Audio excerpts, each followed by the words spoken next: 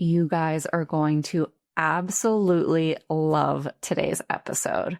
Today we have Jes of Her Mood Mentor, who is a nutritional therapy practitioner who focuses on PMDD, chatting with us about her experience with PMDD, about our shared mission to support women who are experiencing PMDD. We talk a lot about a lot of the nuances that people experience, how the diagnosis of PMDD is honestly quite challenging, broad, and potentially a little bit controversial. And we also dive into the PMDD and ADHD connection. There's a lot of conversation in today's episode about the foundational things that are so freaking powerful and why it really matters for you to be ready to heal if you are someone who experiences PMDD. And if you're not ready to heal, that's okay too. It's all part of the journey.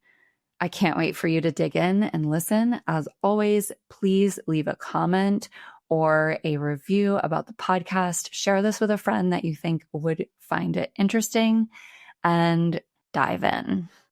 Welcome back, Flow State Podcast listeners. Today we have a very special guest. Many of you may already know her because a lot of our communities are very intertwined. Jes Fleming, who you may know as Her Mood Mentor over on Instagram, is a PMDD practitioner and someone who has been very supportive in my business journey as a fellow entrepreneur. And it's been amazing just to have our communities be able to kind of be one and the same. So grateful for her. Jes, thank you so much for being here.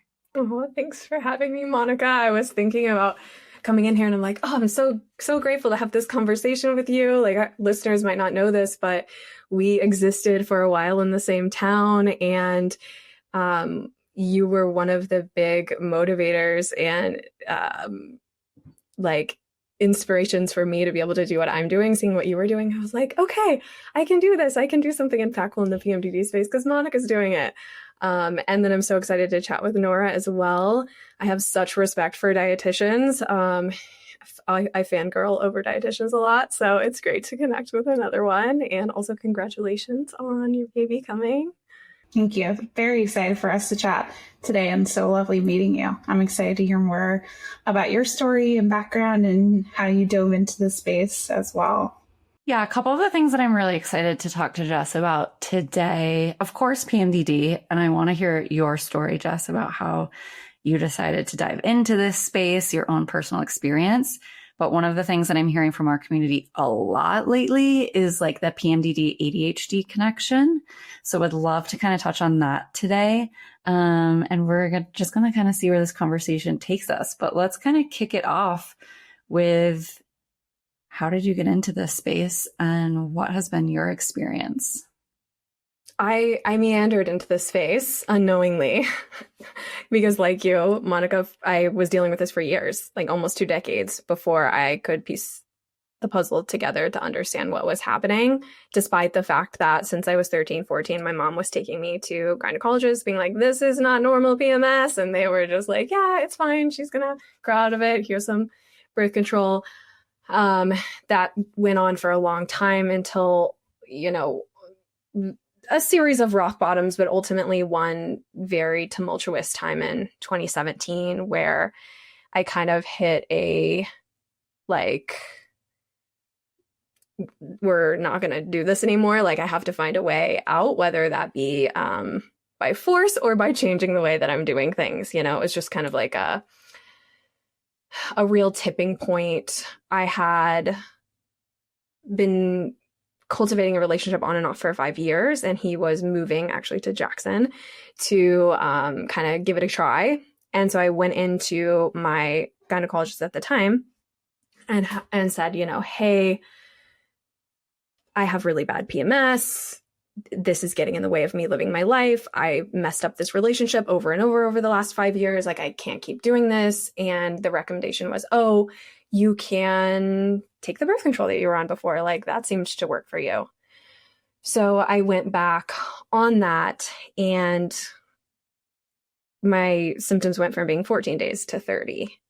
And over the course of that period of time, they're like, just stay on it. It's going to get better. And I really dismantled everything in a matter of months, losing the relationship, my job, my housing, my best friend in the process.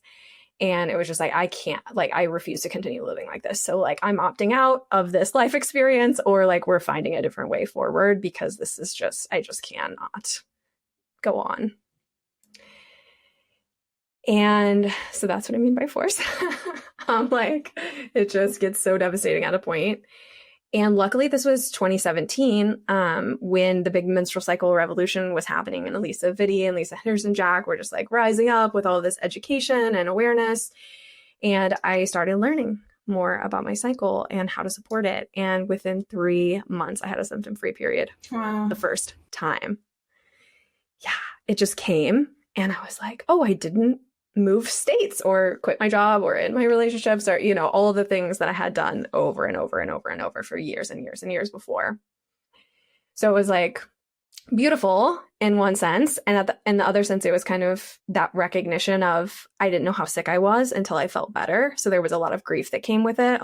And along with that came the realization of, this is how people my age, are married and own homes and have doctorate degrees and do all of these things, where I'm essentially bedridden half of the month. And it was kind of in that same breath where it was like, okay, if I can help one woman, even just one woman, get back even just one day of their life from this, like I just have, it will somehow make my experience worth it. And I really dedicated the last going on 8 years to that moment. And here we are. We do not have to go into this conversation if you don't feel comfortable, but hearing you say like opt out of this lifestyle, like did you have suicidal ideation or like thoughts during that time? Because my experience and understanding is a lot of folks with PMDD can experience this. And I just kind of also want to normalize that can be a part of this condition. Yeah. So I had a history of self-harming, and that looked like eating disorder, disordered eating behaviors, actual physical self-harming, self-sabotaging behaviors throughout that 17-year period. And so, yeah, like suicidal ideation was a big part of it. And I think now working with so many women, it's really a big driver that I see behind that, both in my experience and in their experience, is that negative self-talk. And then your behavior constantly reconfirming those negative beliefs about yourself. And that goes on, and it just cuts you down and down. And it gets to the point where, yeah, it's very clear to see, like, what is the point of this? What is the point of me being here? And you start to feel like a burden. You start to feel like your behavior is hurting others, and it would be better if you weren't here. So I think it is like, I'm happy that you answered that or asked that question, Nora, because a lot of people, right, it's trigger warning, and we don't really want to get into it. But I actually think it's so valuable to get into it, because you don't just have suicidal ideation. It's not just like, I mean, you kind of do, because the symptoms like come on and you're like, oh, light switch flipped and here I'm in the symptoms, but that really builds over time. And I never hear that conversation being had of how do we get there? Like, how does somebody get to those thoughts and then those actions? And there's a lot to the conversation. And I think that when people recognize what leads up to that, they have a lot more agency and power to change it, rather than just feeling like this is just happening to me and I have no control. You start to kind of get a different view and perspective on the scenario, and you find a ladder to crawl out of that hole, which requires support, but absolutely can happen. Thank you for sharing that. I really appreciate you being willing to answer that and have part of that conversation. I noted that like we could have an entire episode just on the mental health side of PMDD. And part of that we will talk about today with the overlap between ADHD as well. And Monica, you and I have never even talked about like if you've experienced those mental health kind of challenges or things in your own experience as well. Yeah. It's actually interesting listening to Jes talk about it and me kind of connect dots for myself. I think that there were a lot of times that was my experience. And similar to what Jes has said, I definitely had a pattern of self-harm. I don't even know if I've ever said that out loud. For me, it was more like I wasn't emotionally feeling much other than anger. So I would like burn myself, and I just wanted to feel something that hurt because I was kind of shut down to emotions. And this was like when I was I was like a teenager, like, high school age. And I think I eventually grew out of that, but definitely, like Jes was saying, like just the building of the negative self-talk. Then when you're in that low energy state, I guess, luteal state, I think it just like amplifies, right? Because you are feeling truly like you're too much, like you're just out of control. And I think for someone with PMDD, it's like easy to go there. Thank you for sharing that too. And I did not know that was part of your story. I think it's really empowering to share that. And I'm curious how even saying some of those things out loud makes you feel. We don't have to dive there if you don't want to either. I think more than anything, and Jes, I'd be curious about your opinion on this too, or how you feel about it, but there's just so much like backlash or trigger warning. Like people are like, don't say that because it triggers me. In this day and age of the internet, we get that as a brand a lot. People being like, how dare you talk about, like, people say that we're claiming we cure PMDD. Of course, we don't claim we cure PMDD. And they're triggered by that. So people are triggered by good outcomes. They're triggered by the bad parts of it. And it's just a challenging place where you feel like you're tiptoeing in today's world of media. Do you feel similarly, Jes? Absolutely. Yeah. And I feel like we've had many private conversations over the years about, how do I navigate this, reaction to certain things? And it has really stifled that aspect of making an impact, has really stifled my creativity, my voice, my growth as a person, by trying to be a certain way to make other people feel comfortable, when through the process of taking ownership over your health, taking ownership over the impact that you're trying to make, taking ownership over your life, which is a very different place to be when you're suffering with PMDD, right? We've both gone through a transformation with our symptoms and our experience and our perception of that experience that has changed us into like a very rare percentage of women in the PMDD community. But I think because we have that experience, we also have the unique ability and the responsibility to set some boundaries and limitations there, where it's like, I've had to learn I'm not responsible for what triggers someone else or for how someone else reacts to what we're doing. Of course, I don't want to behave in a rude or hurtful way, but as long as I'm coming at it with authenticity and gentleness and the best version of myself that I can be, I'm not just out there like being a bully and being mean to people, right? That I can't take ownership over anyone else's reactions or responses to what we're doing. And if I do that, it actually hinders my ability to help and make the impact that I'm wanting to make. And that's something that over this last quarter has really like clicked in a new way, where I've just felt really stuck because I've been trying to help everyone. And I've had to recognize, like, actually our mission at Her Mood Mentor is to help a very specific woman.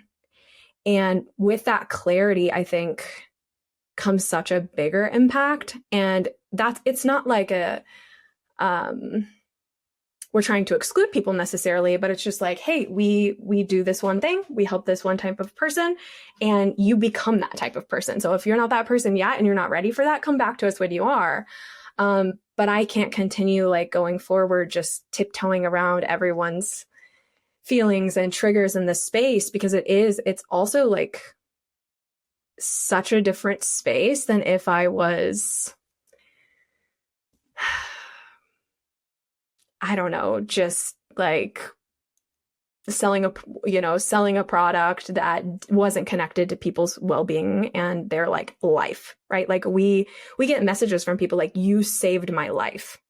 Like that's like, I wasn't trying to like make that level of impact. I was trying to help you get some days back, but like that's actually what we've ended up being able to do. And that's what you're doing with Maria as well.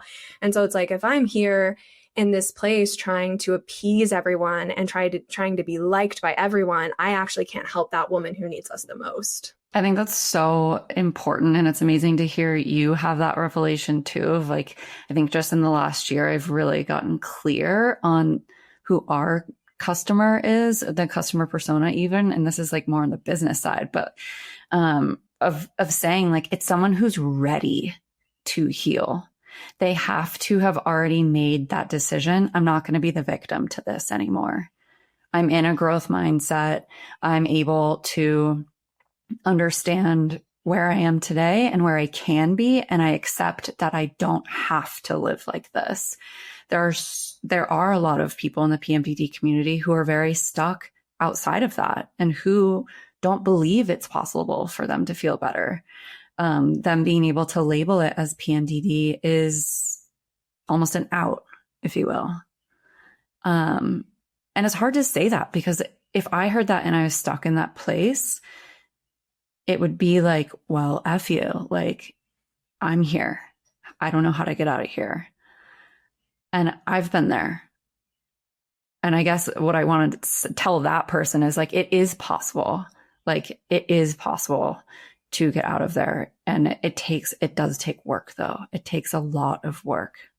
Hearing Jes say like the grieving process, even in finally putting these pieces together, I think is a really important part because regardless of the label or diagnosis or symptom, whatever we're experiencing, this work is uncomfy. Like in order to get better, you will likely need to change your habits and your thought processes. And that's not like just tell me what to do, right? A lot of people come to me and they're like, just tell me what to do and I'll do it. But it's so much deeper than that. Like exactly like you're saying, you have to be ready. You have to be working in this mindset of I am able to change this, not you need to do it for me. You have to be active. Like it is your life. You're an active participant in that change being even possible. Yeah. Jes, I'm curious, you said, so you started to key into your cycle and you were learning from like Alyssa Vitti and some of the, early cycle syncing, probably rhetoric. And what was it that for you feel like you implemented that really allowed you that like foundation and for you to within 3 months have that change? What were the things for you that made a difference? I think if I have to narrow it down to, we break these into 7 core areas of hormone health in our program. And if I had to narrow it down to the thing that really shifted for me, obviously there was all the mindset stuff that had to happen in order for me to do the next steps. But nutrition was huge. And I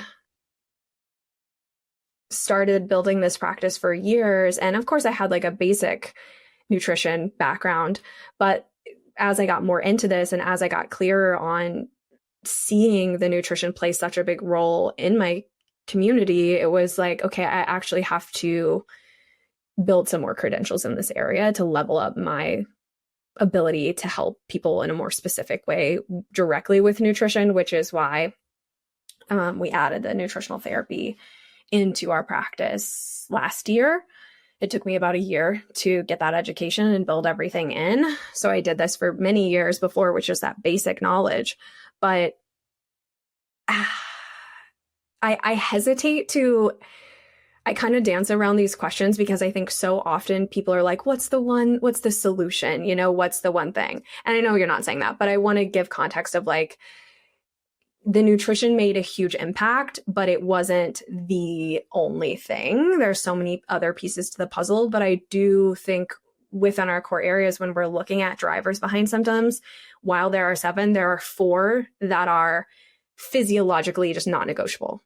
So nutrition, how you're managing stress and becoming more resilient, how you are moving your body, if you're moving your body, or if you're sedentary, or if you're right, like another big factor, which I know that we have touched on as well, is like over exercising or exercising in ways during certain parts of the cycle that are becoming more stressful for you inside the body, and then sleep. So we have other core areas that we talk about with environment and endocrine disrupting exposure, endocrine disrupting chemical exposure, as well as like safety in your environment. We talk about relationships a lot, with your relationship with yourself and others. We talk about spirituality, and that's more framed in the context of like feeling connected to purpose and meaning rather than like religion or spirituality practices, although those are a part of it. But at the end of the day, it's like you can meditate, you can pray all day. If you're not sleeping, if you're not eating, if you're not managing stress, if you're not moving your body, you will experience some degree of premenstrual symptoms. Like that's just how the body works, because symptoms are a communication, right? They're telling you, oh, I'm needing something that I'm not getting. So I was needing a lot of things that I was not getting in the nutrition area. And I just had no awareness of the requirements in a nutritional sense for the female body, which are very different. And I was raised, as many of us were, by a generation of women who were wanting to shrink, be smaller, eat very rarely, rely on stimulants. And I just had some unhealthy relationships with food that were massively driving my blood sugar dysregulation, which was massively driving my symptoms. Yeah, it's wild. I mean, truly, the same patterns, right, are like coming up. It's like foundational nutrition, the stress management. I'm really curious in your programming or when you work with clients, like what is your direction in terms of helping people start to manage stress? I feel like that's such it's hard to bring it down to earth and actionable steps. We're all stressed. Our nervous systems we get an email and we react like we're being chased by a tiger. And our modern world just wasn't built for the rest that our bodies are programmed for. So I'm curious, like what your approach is with that. So we have a series of systems and processes that we bring our clients through. And the first place that we start everyone is called symptom mapping, which I know you're familiar with, where you are creating a visual representation of your symptom pattern and severity. And so like if we do know, I mean, the amount of research around HPA axis dysregulation and stress and PMDD is just amazing. So interesting. So we know we are always evaluating for that from the beginning, but we want to first see, okay, what symptoms are you, Monica, experiencing? Because you might be experiencing still within the PMDD category, but a very different list of symptoms that are really impacting your quality of life than my next client. So we like to get a picture of that pattern, because when I'm looking at symptoms, I'm thinking more in a practitioner mindset of like, okay, if you're experiencing breast swelling and tenderness and headaches and bloating and mood swings, right? I'm thinking of a host of organs, body systems that are needing support. Whereas if you come to me with, okay, I am experiencing like overstimulation, I'm experiencing brain fog, I'm experiencing just quick irritability. Now there's overlap, obviously, because the body is all connected, but I'm kind of like getting a different picture of maybe what we want to look at, what we want to test for. So that kind of starts to lay the foundation of the directions that we're taking. We also really want to talk about your goals, because what we're going to do is going to depend on each individual's goals and visions that they're wanting for the future. Because if I came to you, Monica, and I was like, yeah, you're going to meditate. Like, that's the thing for you. And you're like, I hate meditation, that I tried it. It doesn't do anything for me. We're both wasting our time. So it's a very collaborative approach of me coming with a bank of ideas and a bank of understanding of maybe what those symptoms are telling us about what your body needs. And then we work towards that. But even when it comes to stress, I think something that's so rarely talked about and something I like to nerd out on so much, and I know you both are the same, is that we're always focused on this external stress, right? The emails, the workload, the kids, the commute, all that. But what we aren't taught about our bodies is how much internal stress we are actually in control over. And things like nutrient deficiency, poor sleep, blood sugar dysregulation, those stressors, you're never going to be able to be regulated towards external stress if you don't regulate that first. So again, I mean, I am biased, right? Nutritional therapist. I'm not, I hate to always come back to that, but it's like, you can't be resilient to stress if your blood sugar is dysregulated. And, there's a connection between stress dysregulates your blood sugar.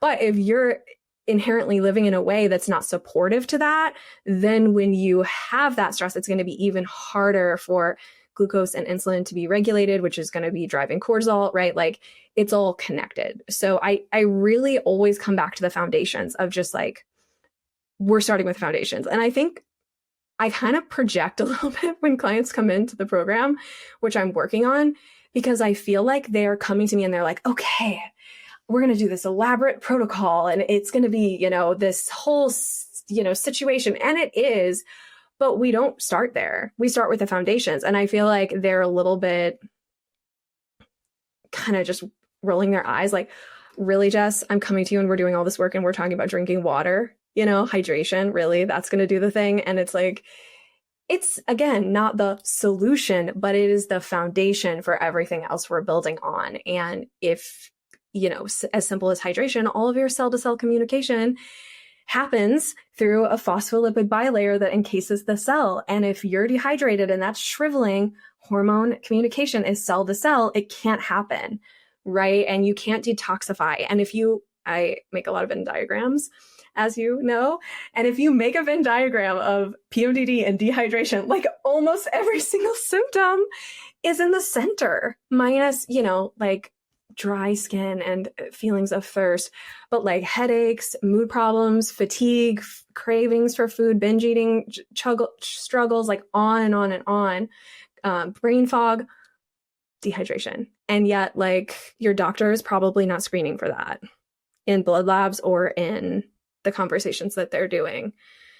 So again, a long-winded way of saying, like, we start with the foundations in order to help you manage stress. And a lot of times that looks like what's within your control and building confidence around what's within your control. And that builds your resilience to stress in very complex, like, beautiful ways.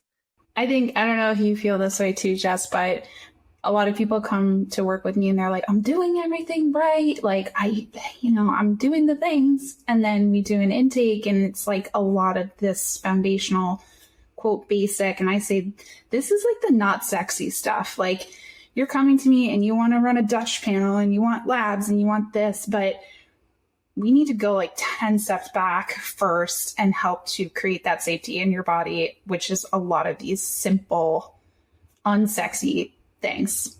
It's like, yeah, sometimes you just need someone to reflect that back to you. Like, are you actually doing the things and the mindset work that comes with it? So I totally hear that. Well, and it's so, like, when we talk about it, obvious, right? Outside stress, we have our partners yapping at us. We have loud noises even, or kids. And how can we be resilient to that when we're hungry and thirsty, which are our core basic needs, and we haven't slept? Mm-hmm.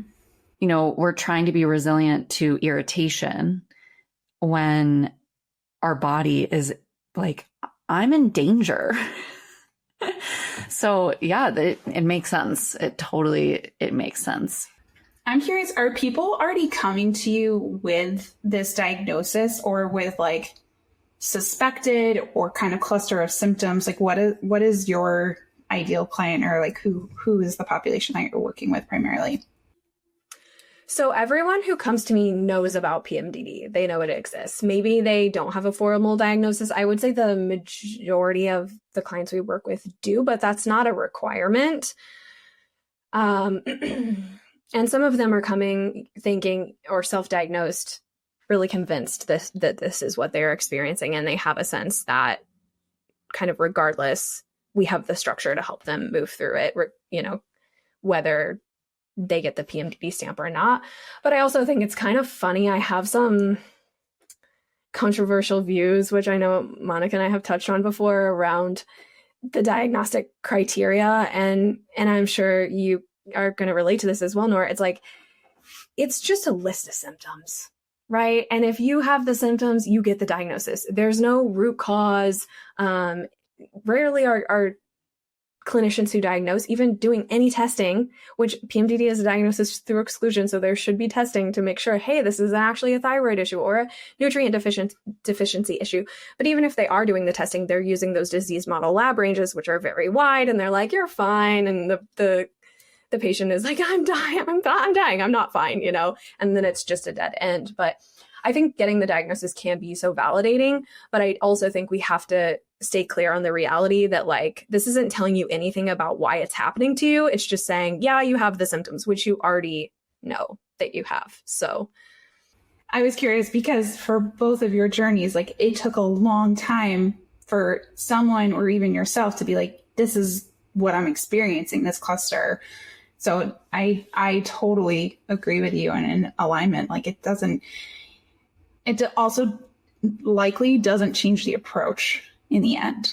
That's a really good point. Yeah, there are nuances where if a client is coming to me, many clients come to me with really severe digestive symptoms. Mm-hmm. So what we're doing, the testing we're doing, the approach is going to be a little different than somebody who comes, you know, the other group of clients, like, it's all psychological symptoms, which I'm still, you know, thinking the gut brain connection, but we tweak it. It's very personalized. And I think that's what draws women to the work that we're doing, because instead of this generic, you just take this, you know, you have two options, SSRIs, birth control, that's it. If that doesn't work for you, or you can't take those for whatever reason, sorry, you know, women want more. And even if those medications are helpful as they are for many and life-saving as they are for many, there's a limitation. There's no why is this happening to me? How do I navigate it? How do I manage the symptoms? How do I become the best version of myself while I'm still navigating this chronic health condition?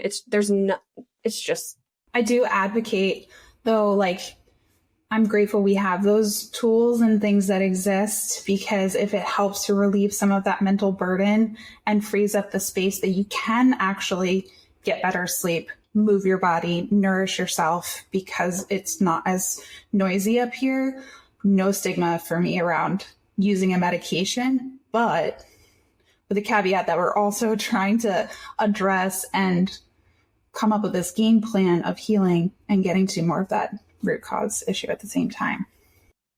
Yeah, but those medications are so valuable in their own ways. They're part of a toolbox, but I think the work that we're doing too is like being like, it's not a reliability. Like, you don't have to rely on that. We don't want it to be this lifelong sentence of like, I'm going to be on SSRIs for the rest of my life. Like, and maybe that is the right option for you. That's great too. But I think the work we're doing is more focused around like, how can we support the system without medication in a natural way? And so many people want that. I'm curious, Jes, what you feel like the media, the general population is like getting wrong about PMDD.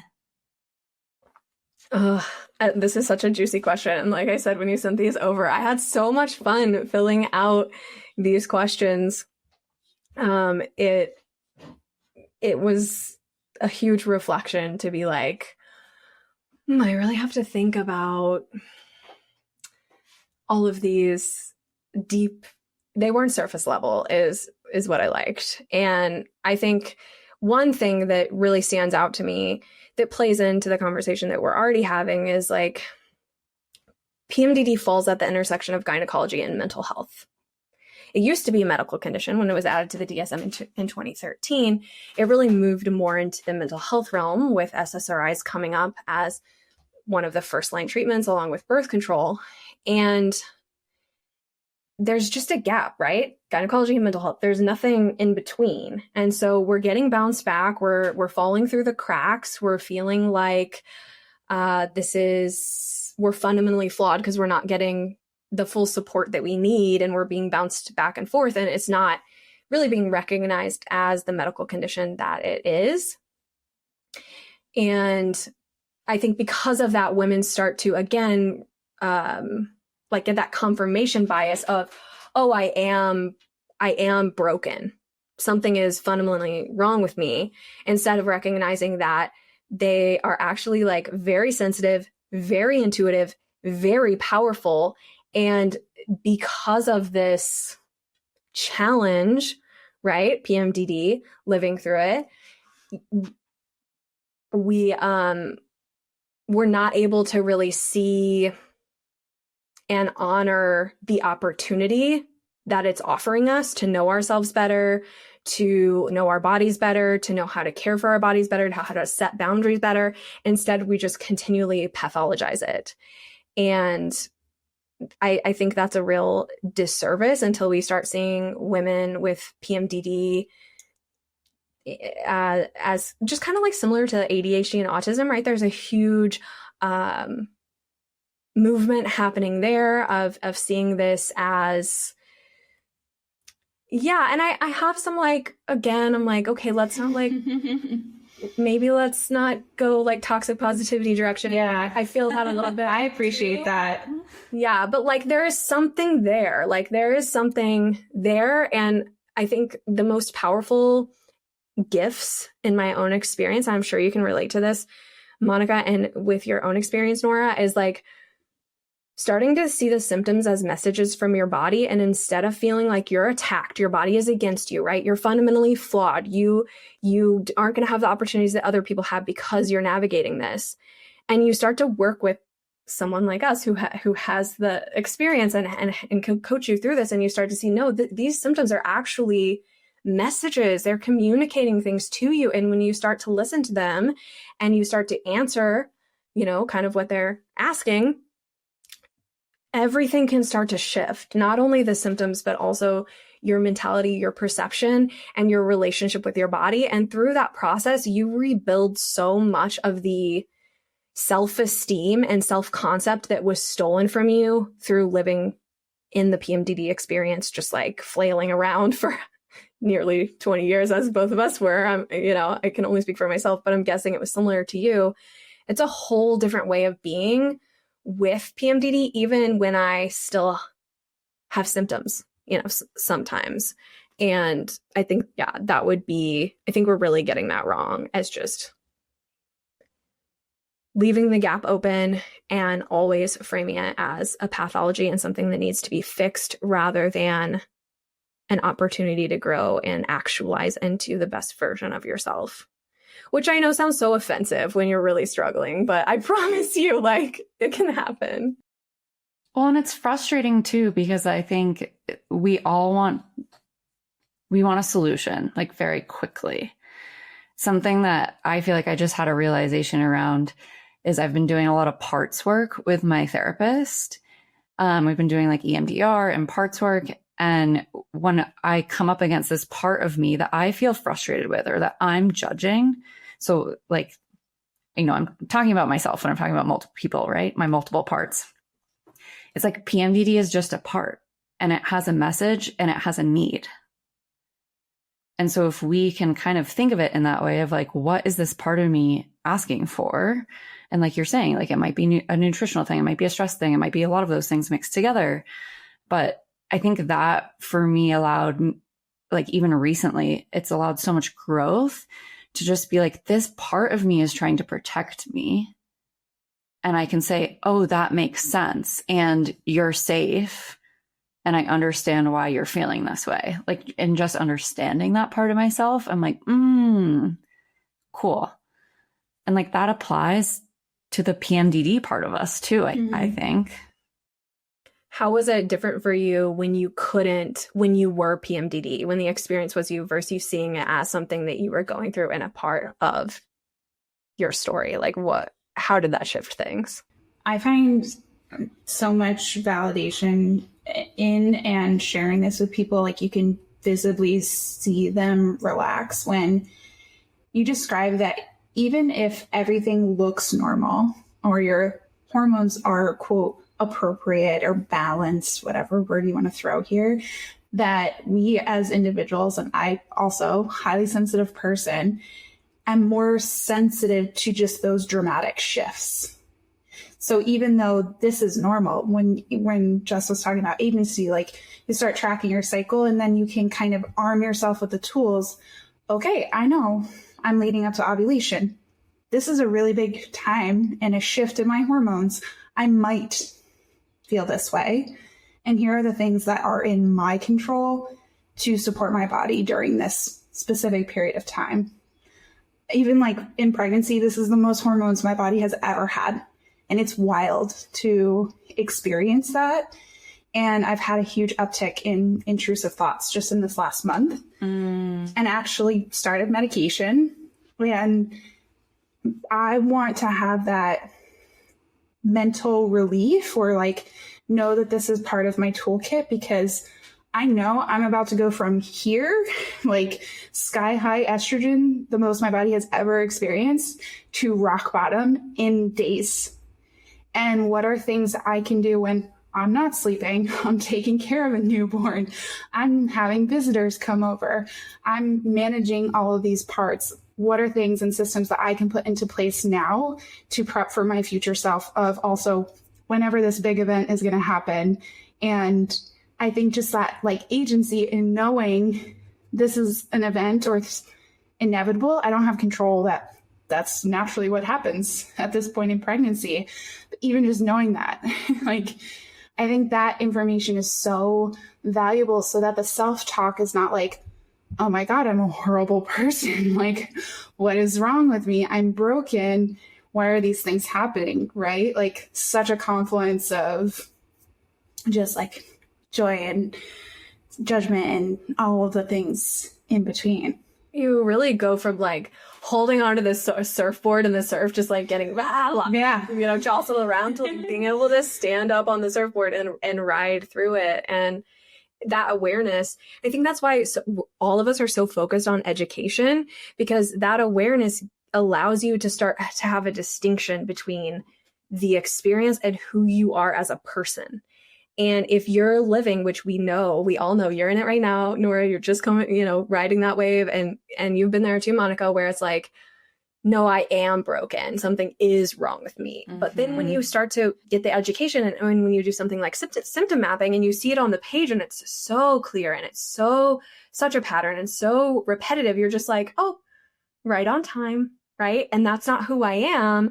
That's just an experience that I'm having. And you kind of have to have that, like, getting up on the surfboard moment to be like, oh, this can change. Like, and we can be here, you can listen to us and you can be like, oh yeah, I like know that. Sure. I've had other experiences I can connect to where that has happened in the learning, when I'm learning something, but you really can't get that true agency and that self-confidence back until you experience and you know it in your body. I think there's a very big difference between intellectually knowing something and knowing something through lived experience. And so I hope that having this conversation encourages hope, and also encourages people that, hey, there are resources, 3 of them here, that can help you make that happen for you. And it's okay if you're not quite there yet. You're like, I see bigger things for my future, and I want to believe that I can do those things, but I don't know how. Like, that's okay. You just don't know it in your body yet. You haven't had that lived experience, but it can absolutely happen.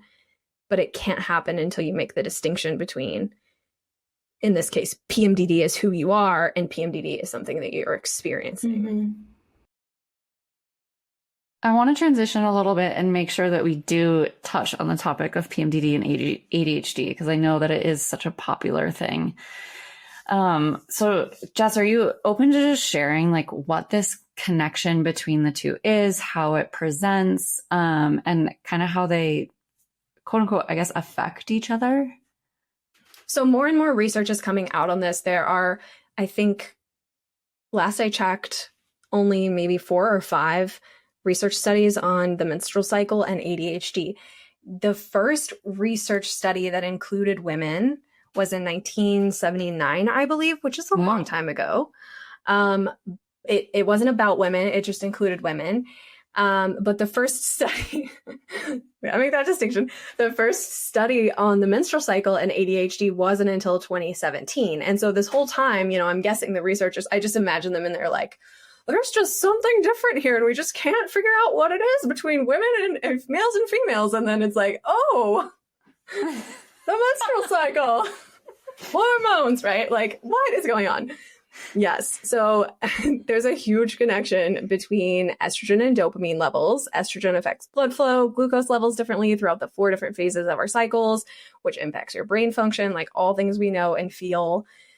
Regardless of if you have an ADHD diagnosis or not, there's like some remnants of experience that you're having with that. And then estrogen also modulates executive functioning, including concentration, motivation, your verbal skills, your attention, your memory. Hence why I scheduled this interview on cycle day 12 instead of cycle day 27, right? Estrogen also, I think, is so interesting, impacts the limbic regions of your brain, which affects your emotion, mood, and behavior. Like, what? We know that, but it's so cool to see in the research. So it's really no surprise that there's an overlap. Like, it makes biological sense. Both conditions involve disrupted neurotransmitter systems, particularly dopamine, in relation to estrogen. And they're both influenced by hormone fluctuations that affect the brain regions responsible for mood, attention, impulse control. So I think, again, even learning more about that, light bulb moments for, everyone, regardless of if they suspect they have ADHD or if they know that they don't. Some of these changes with estrogen, the estrogen and dopamine changes are still happening for females. It's just those of us who are experiencing ADHD, it's like, again,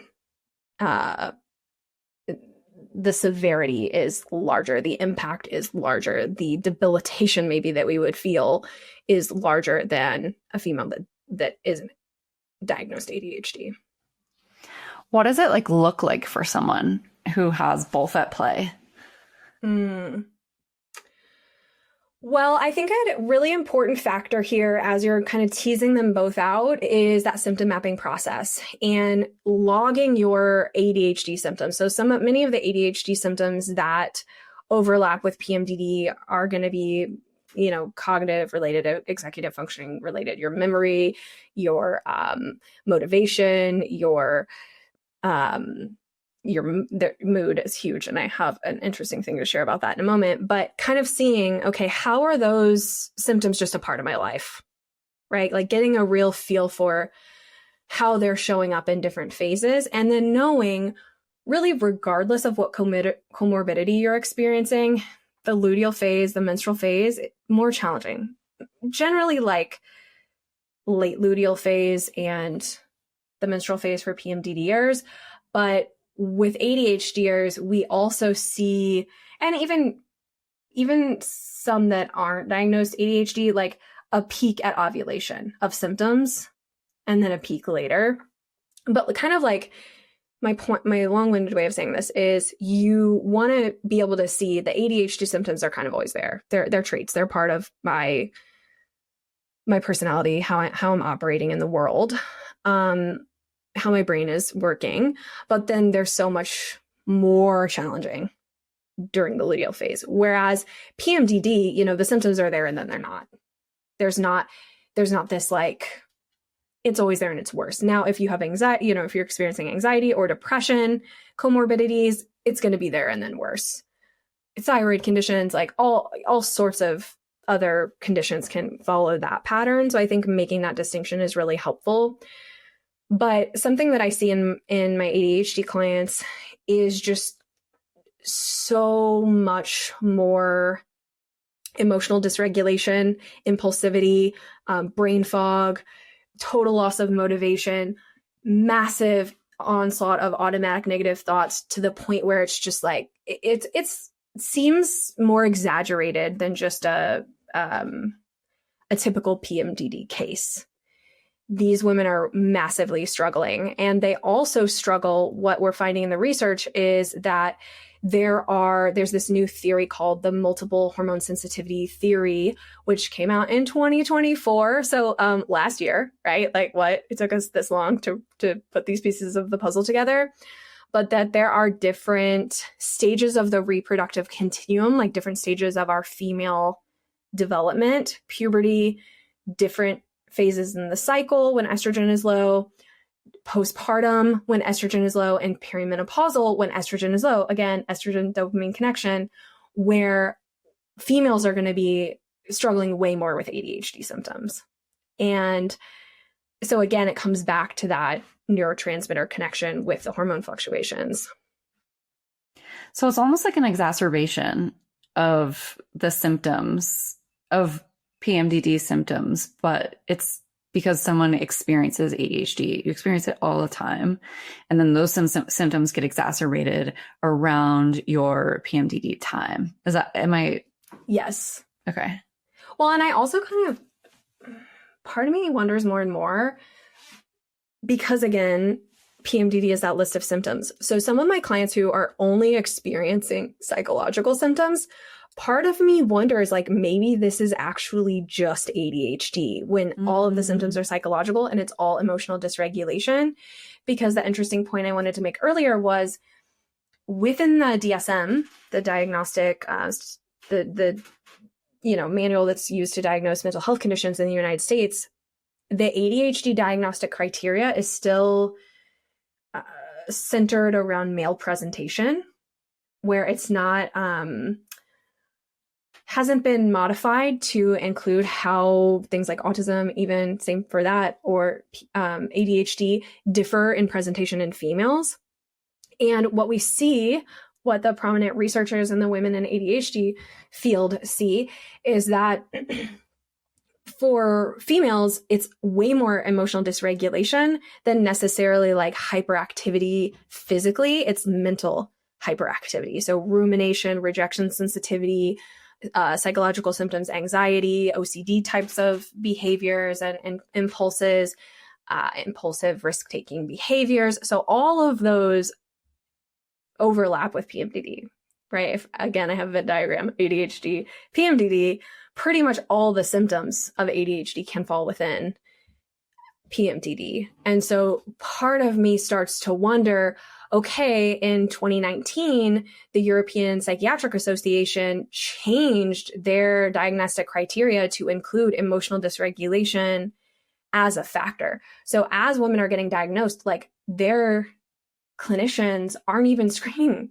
for emotional dysregulation because it's not in the DSM as a part of the criteria. So I think, again, huge, massive, glaring, disturbing gaps in the medical processes to get these women the care and the validation and the understanding about themselves that they need, because of the system just needs like a reboot, an update to really encompass. So am I understanding correctly that what you're saying is like what a lot of people experience or label as PMDD, it may just be ADHD? I mean, that, again, like probably really controversial out there thing to say, but it's a question I ask myself in my practice because you're making me think about it, because I mean, my PMDD is very emotional focused. And my therapist is always like, you have a very active brain. She's like very conscious not to tell me I'm anxious, which is very kind of her. But that's like where I am. And it's pretty like consistent, an active brain. And yes, it's exacerbated premenstrual. That's an interesting thought. And wow. It would have to pair. So it would really have to pair with the executive functioning. Right. So if it's just emotional dysregulation, like ADHD really is about executive functioning, executive dysfunctioning. Can you explain executive functioning? So, Sorry, putting you on the ADHD. putting you on the spot. It's really about kind of like getting from point A to point B, being able to work through steps, to be able to think, to be able to recall, to be able to articulate, to be able to follow through, to just like figure out how something needs to get done and do it. Like with ADHD, there could just be this like paralyzation of I can't figure how to get there. Like there's a disconnect almost. Mm-hmm. Yeah. And so when dopamine is supported by estrogen, we have less struggles with that. But then when dopamine is impacted by lower estrogen, it's harder to find our words. It's harder to just go through the day and figure out, okay, I have to get all of these steps done. Like there can be a paralysis, and overstimulation is a huge aspect as well of just like, I like am kind of frozen in how to just do basic things that I could do more easily earlier in the month when estrogen was high. But I can't do now. And I always kind of struggle a little bit with, like, I need more support and I need more hand holding and more kind of accommodations to figure out how to do something. And like a perfect example of this is like, I cannot read a recipe. Like I like, not to put myself down, but like it feels impossible for me to follow a set of directions. Like it was so hard for me to get through school. Like I had all these other ideas about ways I want to do it. I couldn't like read and stay focused on what are the steps and what are the amounts. And I think that's a good like lived experience example of just when my husband, like no trouble at all. Like we think he is on the autism spectrum for sure. He has no ADHD. Like he just does not struggle with executive functioning. Do you think that there's some overlap with attention deficit from media and social media today and ADHD? Like, is that causing ADHD? Is it that it's just more common for people to not be able to hold their attention for that long? Like, is there overlap, do you think? I mean, this is an opinion, truly, but yeah. I mean, there's lots of studies just across the board of how our attention has moved within like 10 years or something, from 17 seconds to 3 seconds. Don't quote me on that, but like some version of that. Yeah. Maybe a shorter period of time. Maybe it was like 3 or 5 years. I don't have that study because I wasn't prepared for the question, but there's a lot of studies about that where it's like, yeah, it is affecting everyone. And so I don't know that. I think people would push back against saying like it's causing ADHD, but it's definitely reducing everyone's ability to pay attention. And I really think it really comes down, so much of this is like nervous system regulation. Like, yes, when you're getting so overstimulated, your nervous system is dysregulated and you're trying to survive. You can't focus on anything at hand. Yeah, this is truly just an opinion, but it seems like the diagnosis of ADHD is increasing because of that attention deficit becoming more prominent. And it's like, where's the line? Where is it just like a societal change, and where is it actually ADHD, which I think is a off topic but interesting occurrence that's happening in our modern world. Yeah. Well, and it's that fun kind of conversation that we like having of like, this diagnostic criteria, like how much weight do we want to put into it, or do we want to hold it more lightly and explore? Because when we hold things more lightly, it's like we can have more curiosity, we can have more openness. When it's just like, no, this is what it is, and there's dogma around it, there's no questions that can be asked, and we have to be able to ask questions. Like, our culture and society have evolved much beyond our brains evolution. And so I think that obviously there's going to be some stuff to navigate alongside that. Yeah, there's just so much gray.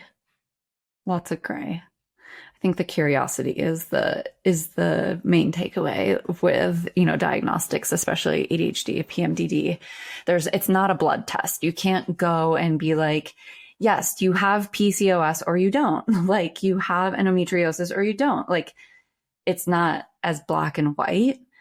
And so inevitably, and one of the things that I'm seeing from our community is more and more women postpartum are coming to us and being like, I didn't have PMDD, now I have PMDD. There's a huge hormonal change. And, that's hard to differentiate. It's like, okay, are you postpartum? Or do you have postpartum depression? Or is it PMDD? There's so many nuances, and inevitably, I think one of the biggest things with it all is that it doesn't necessarily change the quote unquote treatment plan. Like, the foundational things that can support will support across the board. Better sleep, hydration, nutrition, nervous system regulation, stress reduction. Like, whether you have PMDD, postpartum depression, ADHD, all of those things are beneficial. Yeah. I mean, it gets into the trap too. And I think this is so aligned in our messaging, and why we kind of have teamed up in the way that we have is just that it's so validating to get a diagnosis. It can be life-changing. It can change the trajectory of what you believe is possible for yourself in your life. And at a point, it can also become a detriment. When you over-identify with anything, it closes you off to more options. And that's like what we see people saying in your comments all the time of like, well, this is a mental, a neurotransmitter issue. So how are nutrients going to help, and it just reveals a lack of education and openness, which we both very much understand because we've been in places like that with our mindset before. But that nuance between this helping you become the version of yourself that you want, and then it can cross over into, oh no, now I have PMDD. I am the PMDD experience, and this creates limitations for myself, and I can't do, it can shift over again into a very dark place when you over-identify with anything. And that goes with not just diagnoses, but like. Totally. It's like, honestly, has become one of my favorite comments to respond to, of people being like, this is just a multivitamin. And I'm like, yeah, you're right. It's one that's made specifically for you. And if you're not ready to accept that that might be part of what might help you, that's okay. Yeah, you get to choose. Like, that agency and that choice and that curiosity, I feel like it's one of the reasons why I'm so excited to call you a friend and to have these conversations with you, and just over the years, like, develop our relationship, because it's so fun to be in a place where you can have discourse like this and also hold the space for those who aren't ready without, like, of course it gets challenging. We're not going to lie. It gets challenging, the backlash and all the negativity in the community. But we also have lived that negativity for so long that there is a soft spot within us that can just be like, yeah, we're here when you need us. And if that's not now, then we wish you all the best, It makes sense for people to feel that way. It makes sense. You and I have both been there. And it just makes sense. Is it hard to be trying to help and to be ridiculed for, being told you're trying to take advantage of this group of people? Like, yeah, it's not fun. But when you put yourself out there, you're vulnerable to all sides. So I'm grateful that we get to have each other to support us through those times. And yeah, exactly what you said, to know that we understand that angle and the people who aren't quite ready for the help yet. It's part of the journey.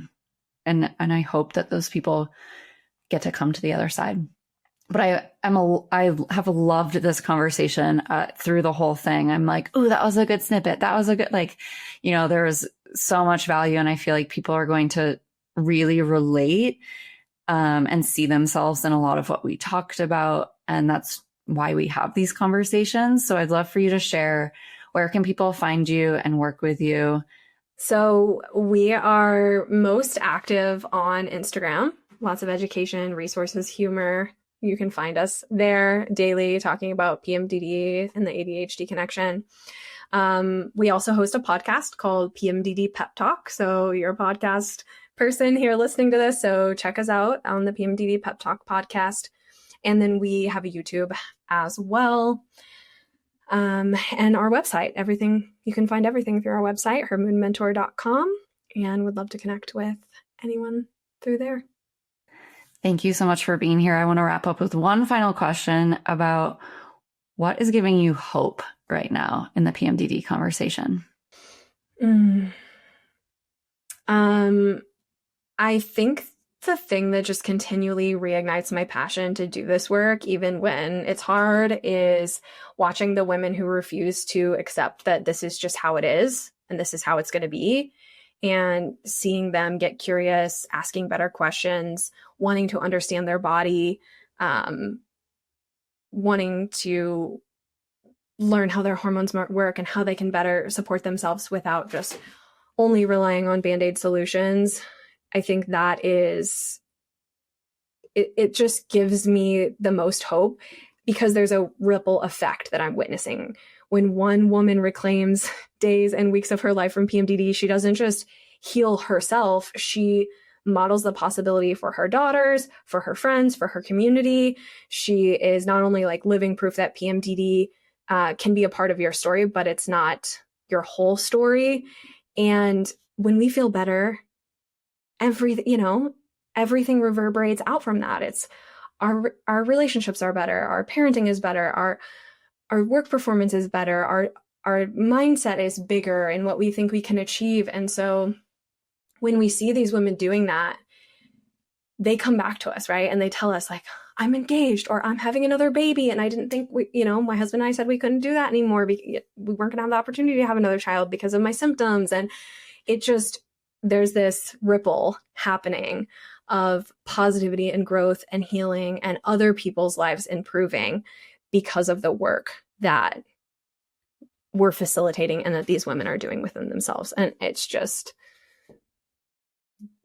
the greatest gift and the greatest experience to be a part of something that meaningful. Well, I think that I can say thank you for the whole PMDD community for the work that you do. And we're so grateful that you were able to share with us today. Oh, well, thanks for having me, Monica. And thanks for making your amazing product. I provide this to all of my clients. I believe in it so much. I see such benefits from women utilizing this, especially my ADHD clients, because they're trying to navigate all these supplements. It's just not doable. The elixir, it has been such a gift to help these women make that ripple of impact happen. And we wouldn't be able to do that without you and Maria. So, oh my God, thank you. Stronger together. I so appreciate it.